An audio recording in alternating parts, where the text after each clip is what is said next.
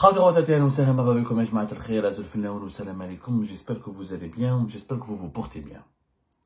Il y a de cela quelques années, il y a certains pays qui étaient aussi pauvres que l'Algérie. Mais en l'espace, durant une période de 10 à 20 ans, ils ont non seulement dépassé l'Algérie, mais de loin, ils se sont enrichis, ils sont même devenus, pour certains d'entre eux, des pays puissants, ou des puissances régionales, ou des véritables pays en développement, ou des pays ayant réussi à atteindre des objectifs de développement extrêmement ambitieux. Le sous-développement, n'est pas une contrainte, n'est pas une malédiction, n'est pas une fatalité, n'est pas une contrainte insurmontable. La Banque mondiale, dans son dernier rapport consacré à l'Algérie, elle a comparé l'Algérie à 3 pays précis. Elle a pris 3 pays qui sont aujourd'hui beaucoup plus riches que l'Algérie, beaucoup plus stables, beaucoup plus sécurisés et qui ont des performances économiques nettement meilleures que l'Algérie. Et elle les a comparés, elle a expliqué comment ces 3 pays ont fait. Et franchement, cette comparaison, toutes les Algériennes et les Algériens, les dirigeants algériens, je pense, ils n'ont même pas lu ça, ils savent pas lire, ils n'aiment pas lire, ils lisent que des documents de complotisme et leur théorie à la con d'ennemis extérieurs et pour propager que les fake news et la désinformation, mais ils devraient lire, les dirigeants algériens, le dernier rapport de la Banque mondiale et comment cette comparaison a été faite par rapport à 3 pays qui sont pas des pays européens, un pays asiatique, un pays euro-asiatique et un pays européen de l'Europe de l'Est. On va les citer tout à l'heure. Et ces 3 pays ont été plus pauvres que l'Algérie. Ou plus pauvres que l'Algérie, ou aussi pauvres que l'Algérie. Et qui ont connu des instabilités, des insécurités politiques et des périodes graves d'instabilité, d'insécurité ou des périodes de turbulence. Mais qui sont aujourd'hui beaucoup plus riches, beaucoup plus stables et beaucoup plus prospères que l'Algérie. Et ça leur a fallu 10 à 20 ans de travail pour dépasser largement l'Algérie. Cette comparaison nous apprend beaucoup de choses. Que le sous-développement, la pauvreté, la précarité n'est pas une fatalité. Quand on est bien gouverné, quand on a une volonté nationale, quand on a une bonne stratégie nationale, on peut devenir riche, un pays prospère et un pays puissant. Ces 3 pays sont la Turquie, la Roumanie et le Kazakhstan. La Banque mondiale explique ceci. Regardez comment la Banque mondiale explique. L'expérience de pays ayant connu une dynamique de croissance et une transformation structurelle soutenue peut orienter les efforts de l'Algérie. La Banque mondiale a conseillé aux autorités algériennes, aux dirigeants algériens, de s'inspirer de 3 pays qui sont la Turquie, la Roumanie et le Kazakhstan pour transformer structurellement leur économie pour connaître une dynamique de croissance, une croissance dynamique. Regardez la Turquie et la Roumanie et le Kazakhstan, comment ils sont cités par la Banque mondiale.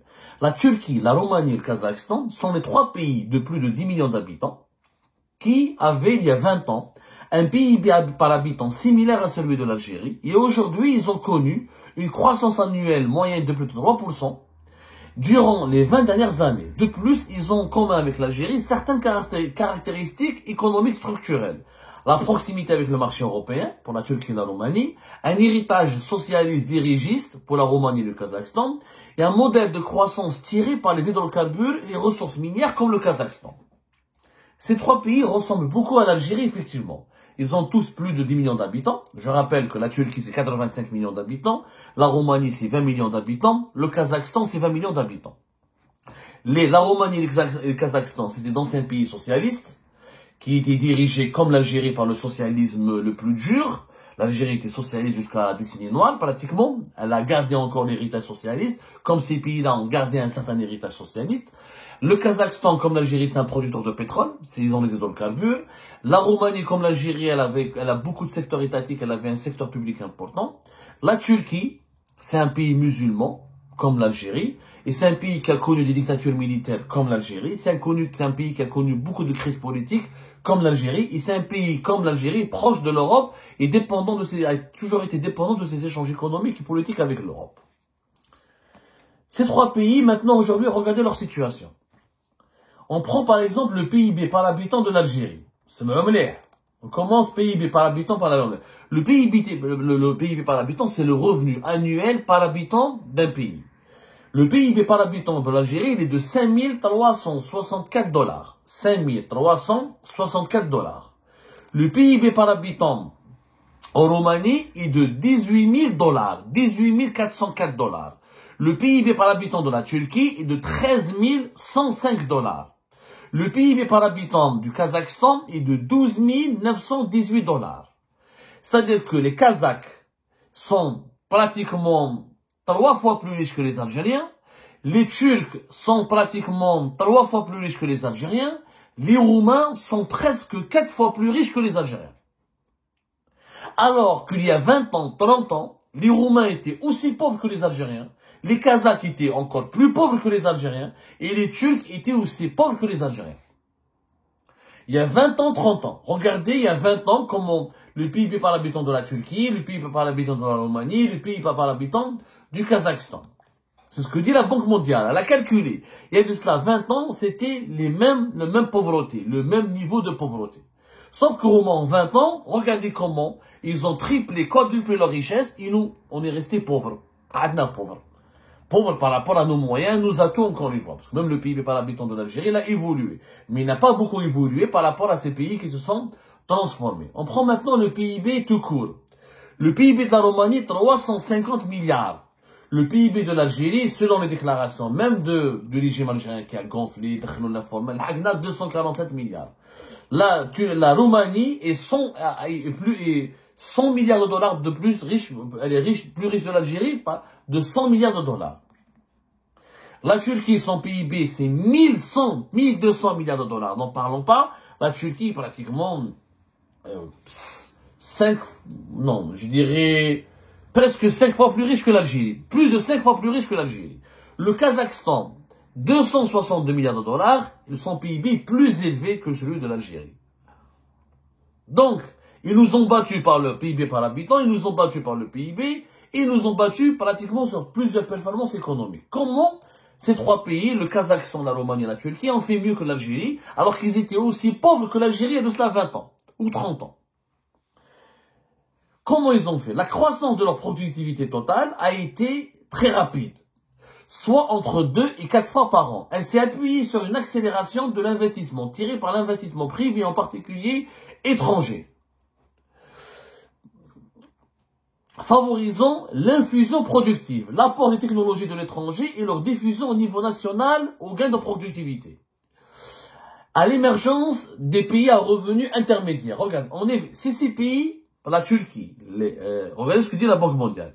C'est la Turquie, le Kazakhstan et la Roumanie ont un ratio d'investissement sur le PIB de loin inférieur à celui de l'Algérie sur la dernière décennie. 24% de PIB pour ces pays-là, pour l'investissement, contre 38% pour l'Algérie. En Algérie, l'État, il investit plus qu'en Turquie, qu'en Roumanie, qu'en Kazakhstan par rapport à sa richesse nationale. 38% des investissements. Sauf que les investissements en Algérie sont publics. Les investissements publics en Algérie sont 2 fois, 3 fois plus élevés que les investissements publics en Turquie, en Kazakhstan et en Roumanie. L'État algérien donne il investit plus d'argent que l'État turc, que l'État roumain, que l'État kazakhstan, par rapport au PIB. Sauf que les investissements directs étrangers sont 5 fois plus élevés en Roumanie, en Turquie, en Kazakhstan qu'en Algérie. C'est-à-dire que ces pays-là, ils ont été intelligents, ils n'ont pas dépensé leur argent. Un pays ne se développe pas en dépensant uniquement son argent. Un pays se développe, il a besoin d'investissements directs étrangers. Il a besoin des étrangers qui viennent, qui investissent chez lui. Et ces investisseurs étrangers ramènent la technologie, ramènent les capitaux. Et ça permet aux entreprises de ces pays-là de se développer, d'apprendre avec les entreprises étrangères, de former leur main-d'œuvre locale et d'améliorer leur productivité. C'est ce qu'on ne connaît pas. La productivité est un concept qu'on ne connaît pas. La productivité, c'est quoi? La productivité, c'est le rapport entre la production, les biens et les services produits, et les facteurs de production, et les moyens que nous avons mis à la disposition de la production. Par exemple, il y a 3 types de productivité. La productivité des entreprises, il y a la productivité de la main-d'œuvre, il y a la productivité du travail. La productivité de la main-d'œuvre, par exemple. Combien on paye, les Algériens combien sont-ils payés, et pendant combien d'heures ils travaillent, qu'est-ce qu'ils produisent en contrepartie de leur salaire, et en contrepartie des moyens qui sont mis à la disposition de leur travail. La productivité des entreprises, quels sont les moyens pour une entreprise, quels sont les biens et les services qu'elle consomme pour pouvoir produire et commercialiser les biens et les services qu'elle produit, qu'elle commercialise. Là, en Algérie, nous avons une productivité faible. Et on fera une émission à part sur la productivité en Algérie et ses mauvaises performances. Mais au Kazakhstan, en Turquie et en Roumanie, la productivité elle est plus élevée. Pourquoi? Parce qu'il y a des investisseurs étrangers Parce que ce n'est pas l'État, ce n'est pas les entreprises publiques qui font marcher l'économie. Ce sont les entreprises privées et les entreprises étrangères ou les entreprises privées qui sont partenaires des entreprises étrangères. Donc, première leçon, l'investissement privé, il est faible en Algérie parce qu'il y a trop d'investissement étatique.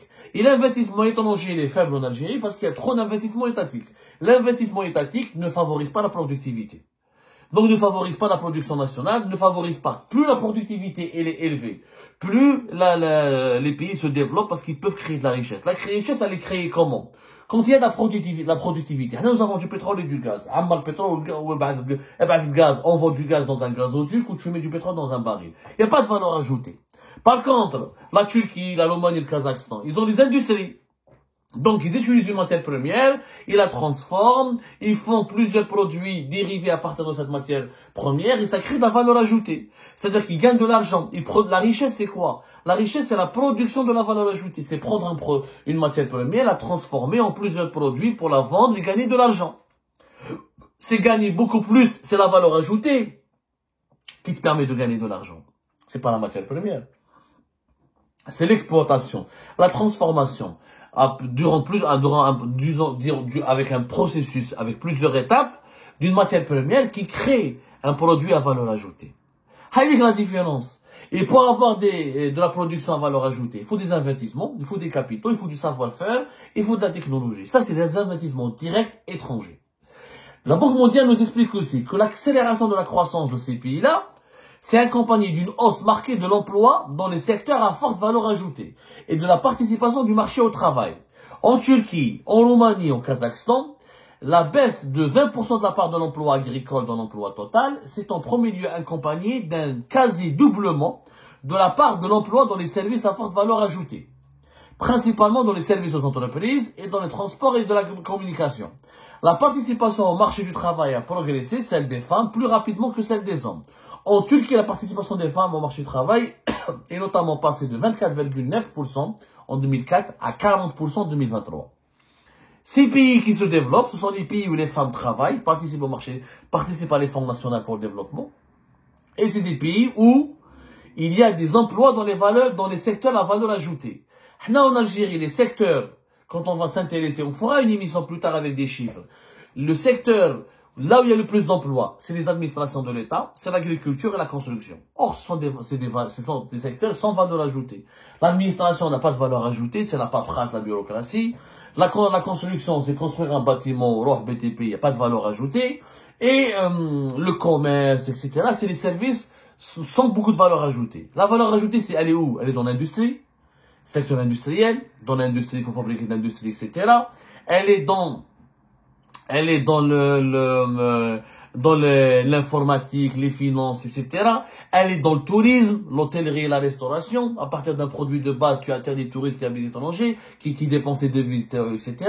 C'est ça la valeur ajoutée. L'industrie, surtout le tourisme, les finances, les prestations de services qui mènent l'informatique, etc. Les nouvelles technologies, c'est ça où il y a les valeurs ajoutées. Dans l'agriculture, les hydrocarbures ou l'État. Les administrations de l'État ou le commerce.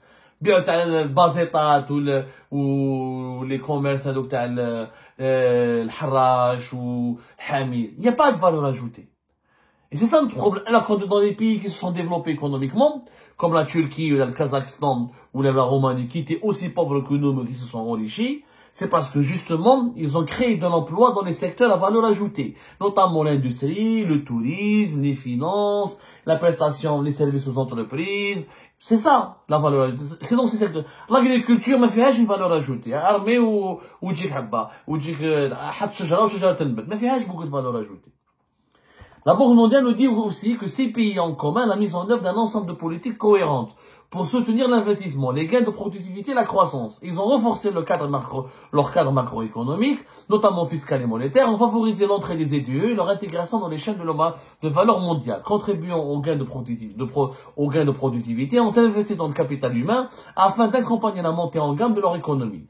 Ils ont également mis en œuvre des politiques sectorielles ciblées visant le renforcement de la gouvernance, une plus grande concurrence et la création d'entreprises et l'amélioration de la productivité.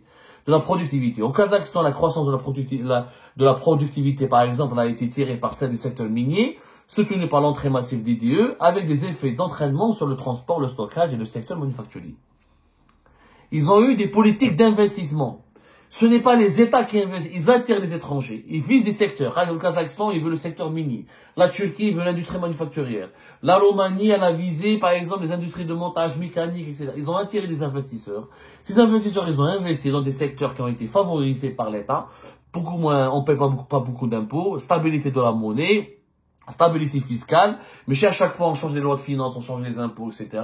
Des encouragements fiscaux, ou les investisseurs étrangers qui ont des investissent et créent des emplois avec un effet d'entraînement. Quand il y a une usine, il faut assurer le transport des employés, il faut assurer le stockage des matières premières, il faut recruter la main-d'œuvre locale. La main-d'œuvre locale va avoir des salaires, les salariés vont dépenser, ils vont avoir des commerces, il faut leur construire des logements, il faut leur construire des nouvelles villes, et le développement, il vient comme ça. C'est comme ça que ces pays-là ont réussi. Une stabilité fiscale, stabilité monétaire, investissement direct étranger, meilleure gouvernance. Ils ont choisi des filières et des stratégies de développement basées sur des secteurs précis qu'ils ont choisis. Ils ont créé des emplois dans les secteurs à valeur ajoutée, mais dans l'agriculture, la construction et l'exploitation minière. Ils sont partis vers l'industrie, vers le tourisme, vers le secteur des finances, vers le secteur de l'informatique, vers les prestations informatiques et services, vers tout ce qui est nouvelles technologies, d'information, de communication. Et ils ont amélioré leur investissement privé, ils ont amélioré le secteur privé. Ils ne sont pas restés dépendants du secteur de l'État. C'est l'État qui dépense, c'est l'État qui investit. Ils ont un investissement privé important, ce qui a amélioré les performances économiques de ces pays-là. Et c'est comme ça que le Kazakhstan, la Turquie et la Roumanie se sont beaucoup plus enrichis que l'Algérie, ont de meilleures performances économiques que l'Algérie, sont plus stables que l'Algérie, attirent plus d'investisseurs que l'Algérie et inspirent plus de confiance en Algérie. On devrait apprendre de ces leçons-là. Le rapport de la Banque mondiale dans ce sens est complètement intelligent, éloquent et rationnel.